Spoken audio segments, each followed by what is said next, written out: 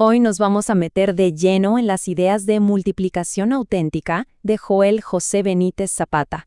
Es un libro que le pone el dedo en la llaga a una lucha espiritual que es súper común, pero lo hace desde un ángulo totalmente distinto, uno que, la verdad, es muy refrescante. Y de entrada, el autor nos lanza una pregunta que, ¡wow!, da justo en el clavo. ¿Por qué algo como el crecimiento espiritual, que uno se imagina que debería sentirse, no sé, vivo, natural, termina sintiéndose como una rutina pesadísima, agotadora? Es esa frustración que seguro más de uno ha sentido, ¿no? Y claro, el resultado de esa rutina es algo que el libro describe perfectamente.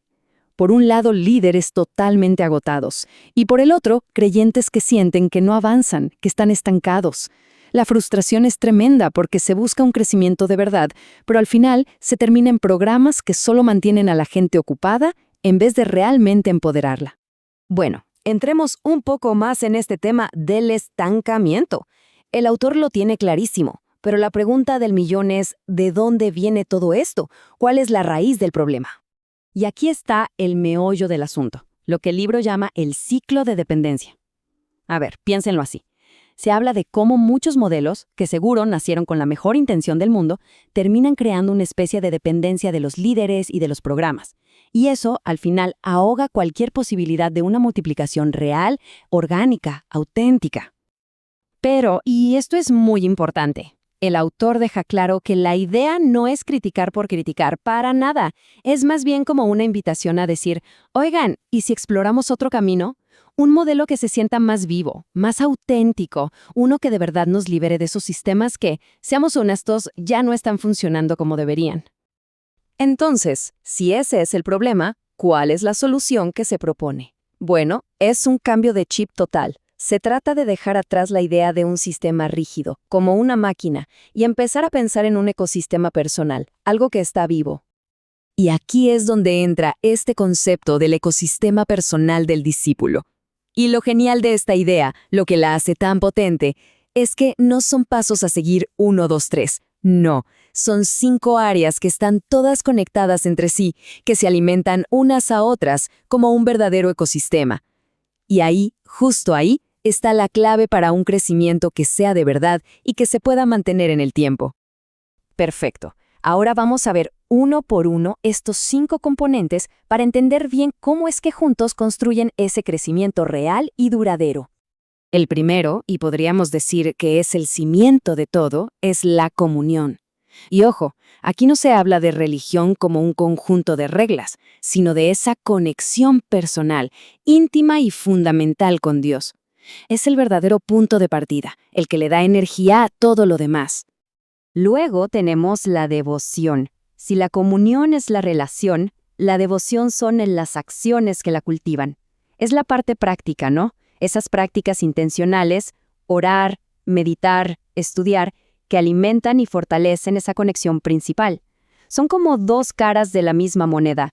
Una no funciona sin la otra. El tercer elemento son las relaciones. Aquí el enfoque cambia de lo vertical a lo horizontal. Ya no se trata solo de la conexión con Dios, sino de crear lazos reales, genuinos, con otras personas. Es ese apoyo, ese aprendizaje mutuo que solo se da en comunidad y que es esencial. La cuarta clave es la modelación. Y esto es algo que surge de forma natural. Cuando una vida está siendo transformada de verdad, se nota. Ya no se trata solo de lo que se dice, sino de que las acciones hablen por sí solas. La propia vida se convierte en el ejemplo, en una lección andante para quienes están alrededor. Y llegamos al quinto elemento, el servicio. Aquí es donde todo el crecimiento interno se vuelca hacia afuera. Es el momento en que todo lo que se ha recibido se traduce en dar, en una contribución real a los demás. Es ese cambio de mentalidad de ¿qué puedo recibir? A ¿qué puedo dar? La fe puesta en acción, en su máxima expresión. Ok, ya vimos la teoría, que está buenísima, pero ¿cómo se ve todo esto en la vida real, en la práctica? Pues el libro nos trae una historia de transformación que es increíblemente poderosa. Estamos hablando de la mujer samaritana. Y fíjense en este antes y después porque es brutal. Pasó de vivir aislada a estar en comunidad. de cargar con una vergüenza enorme a encontrar un propósito claro, de tener una sed espiritual que nada podía saciar, a convertirse ella misma en una fuente de vida para los demás. El cambio es total. Y aquí está el momento exacto en que todo da un giro.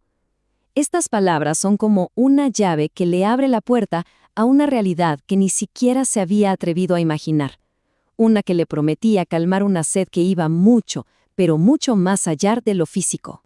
Y entonces hace algo que es, wow, súper simbólico. Deja su cántaro de agua. Y en ese simple gesto, es como si estuviera dejando atrás toda su vida anterior, su rutina, su vergüenza.